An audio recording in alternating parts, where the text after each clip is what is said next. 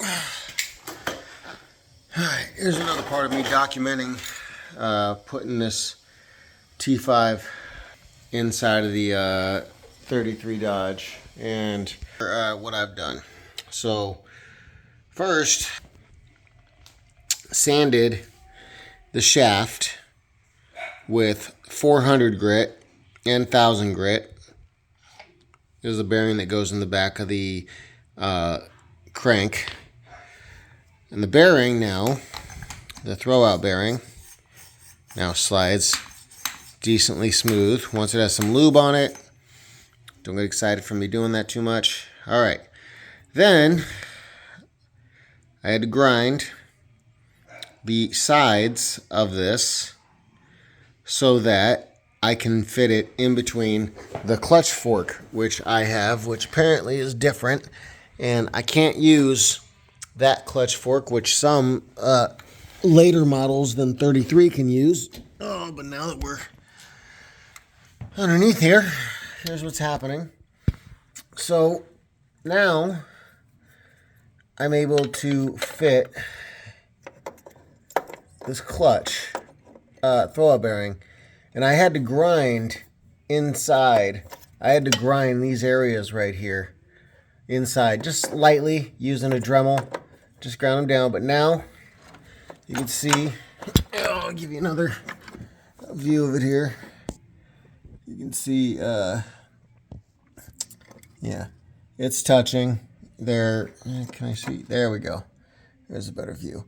You can see I ground it to where now they're touching.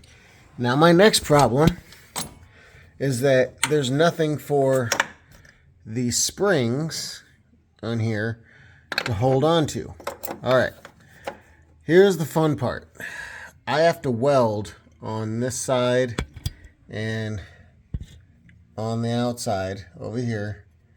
I have to weld little tabs, and what I've came up with, bear with me as I climb out of the bottom of this car. Ugh. One guy told me that I need to weld on the side of those and build it up and this and that. And what I did is I went and got some square stock. Let's go over here and take a look at what square stock I bought, so that way you know. I bought 3/8 square bar steel, right? And then I measured with the way I measured was I took a throwout bearing and I measured this area where, you know what, this will be easier if I can put this in a vise and show you. Okay. I measured from here out, so that way these springs will hold on. And what I'm going to do is I'm going to weld these bars.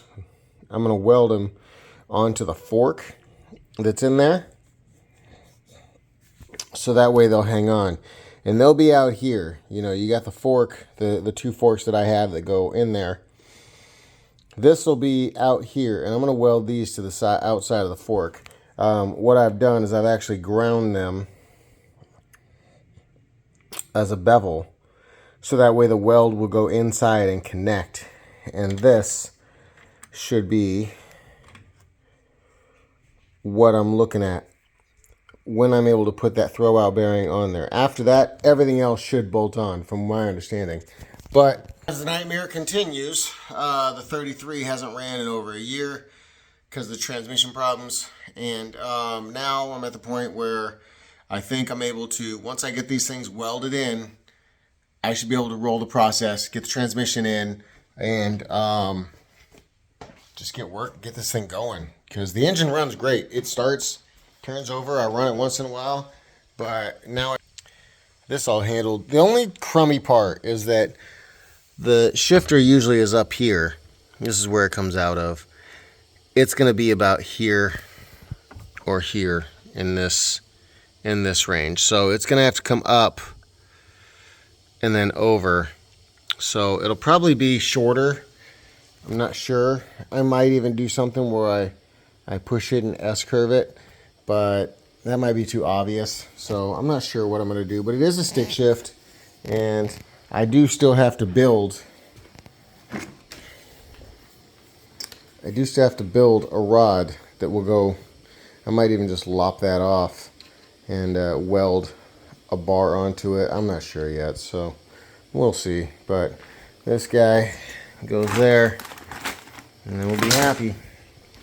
So stay tuned, you know, trying to work it out, but that's what I've done so far. And the adapter plate, the next thing is going to be the adapter plate and getting the clutch and the pressure plate thrown on there, which will be fun. So we'll see. Follow me.